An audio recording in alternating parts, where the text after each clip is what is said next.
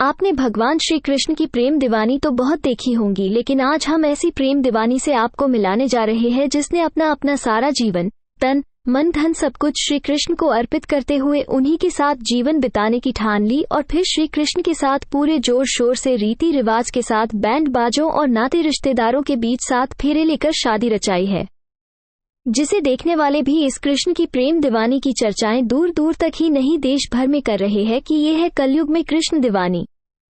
मथुरा में शनिवार को शादियों की धूम थी, लेकिन इन सब शादियों से अलग एक ऐसी शादी भी यहाँ हुई जिसमें शामिल होने वाला हर शख्स अपने को धन्य मान रहा था। गोवर्धन रोड पर तंग गलियों के बीच स्थित हंसराज कॉलोनी के मकान में गाना बजाना हो रहा था तो घर के बाहर पंडाल भी लगा था। वहां से निकलने वाले लोग पहले समझे कि कोई कार्यक्रम चल रहा होगा, लेकिन जब उनको पता लगा कि उस घर में शादी हो रही है और वो भी भगवान से, तो वहां रुककर इस अनोखी शादी में शामिल हुए बिना नहीं रह सका। इस अनोखी शादी के बारे में आपको बताते चले कि गोवर्धन रोड पर स्थित हंसराज कॉलोनी के इस छोटे से घर में रहने वाली 24 वर्षीय गुंजन भारद्वाज का कान्हा से दिल लगा तो वो सब कुछ भूलकर उन्हीं की बनकर रह गई। बीए कर चुकी गुंजन ने भगवान श्री कृष्ण को अपना पति बनाने की ठान ली। कान्हा के साथ जीवन बिताने के लिए उसने अपने परिवार की बातों को अनसुना कर दिया। गुंजन की जिद के आगे परिवार झुक गया और करवा दिया उसका कान्हा से विवाह। जब गुंजन नहीं मानी तो उसके माता, पिता और भाइयों ने कान्हा से शादी के लिए मुहूर्त निकाला।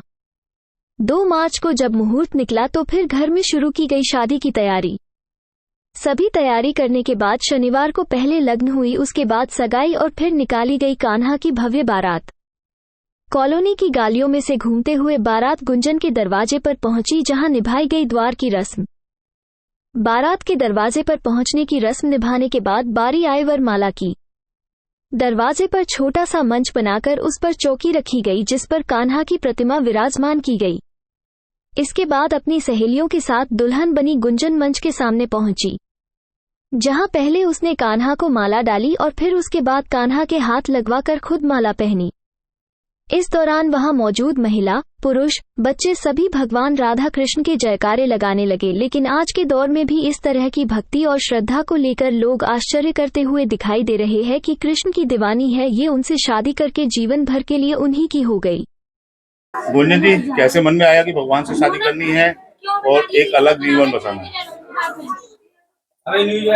देखिए, इसका कोई खास तो रीजन है नहीं, ये हर किसी के अपने मन पे डिपेंड करता है। तो हमारे मन में इच्छा प्रकट हुई कि संसार को छोड़ करके भगवान की भक्ति में जाया जाए, तो इसीलिए हमने भगवान से, श्री कृष्ण से शादी रचाने का संकल्प ले लिया।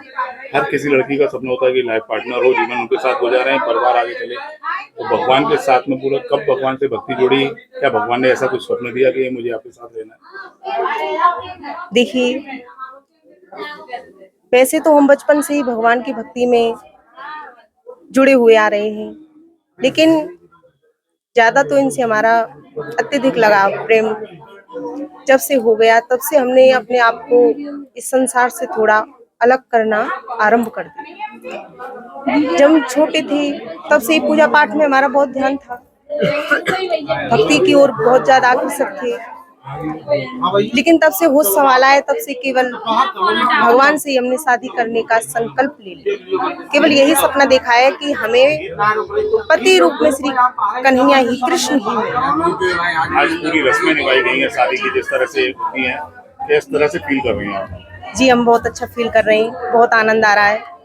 मान लीजिए आज एक आत्मा और परमात्मा का मिलन हो गया।